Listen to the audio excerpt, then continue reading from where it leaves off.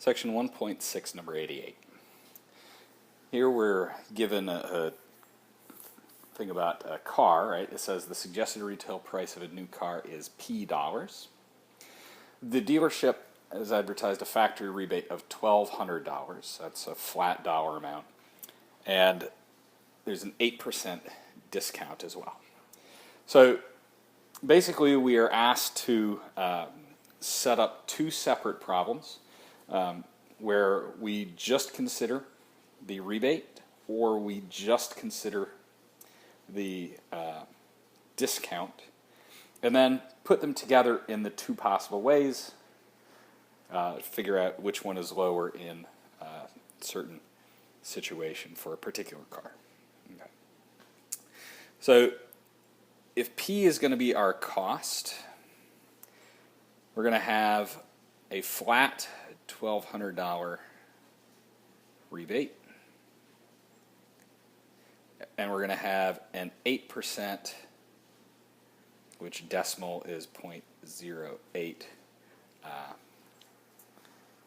discount. Okay. In A, we're asked to set up a cost based on just our rebate. Okay. Now, for our rebate, it's going to be the cost of the car minus our $1,200. Okay. This is a straight subtraction off the price of the car. If the car is $10,000, we take $1,200 off. Its cost is $20,000. We take $1,200 off. The cost of the car doesn't do anything. Doesn't do anything to how much of a rebate we have. Okay. Now, the second one says that we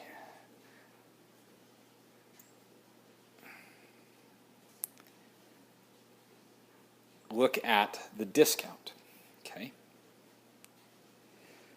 And it's a percentage off of the price of the car. So the more expensive the car, the more of a discount we get. And this is going to be a P minus 0.08P, okay?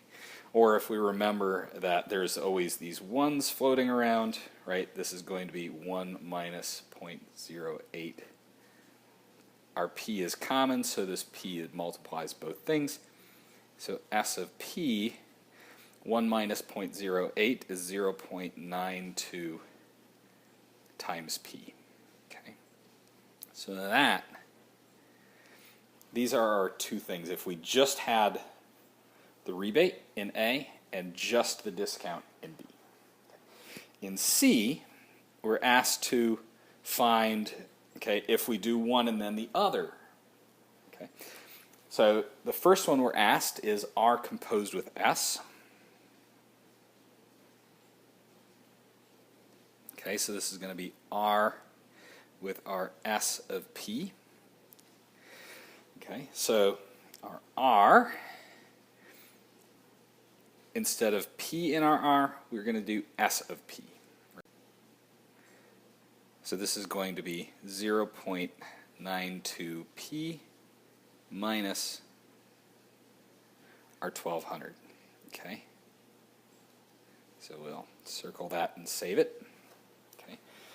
And then the next one, we're asked to find S composed with R of P. So this is S, or replace P with R of P.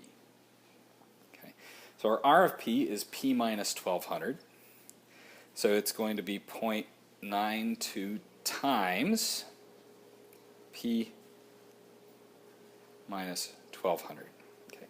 Now what we can do is we can go through and multiply this 0.92 through. So S composed with R is going to be 0.92P minus 0.92 times 1,200, which if I can get out my calculator fast enough, 0.92 times 1,200 is 1104. Okay, so in this case, we actually end up taking a discount off of our rebate as well, which probably is not going to serve us very well. All right, but in D, we're asked to do some calculations with this. Let's look at that. All right, so C says, which is better for us? Do we take the discount first and then our rebate, or do we take our rebate first and then our discount? Okay, so in this case, we do the discount first and then we take our rebate, right? We take our S and plug it into R, so we have to do the S first, take the output of S and plug it into R. So R of S of 18,400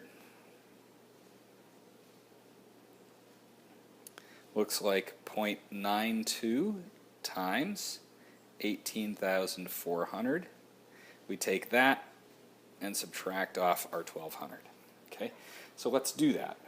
0.92 times 8400, right? This comes to 16,928. We subtract off our 1,200 to get a total cost of $15,728. Okay.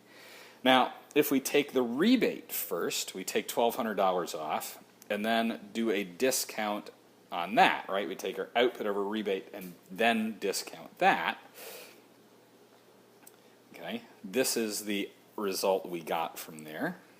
So it's 0.92 times our 18,400. S of R of 18,4. 92 times 18,4 minus 1104. Right, so this is going to be our same 16,928 we had before, but this time we're only going to subtract off our 1104, leaving us with $15,824. Okay, now which is better for us? Well, we want to spend the less money, so we want to do it this way.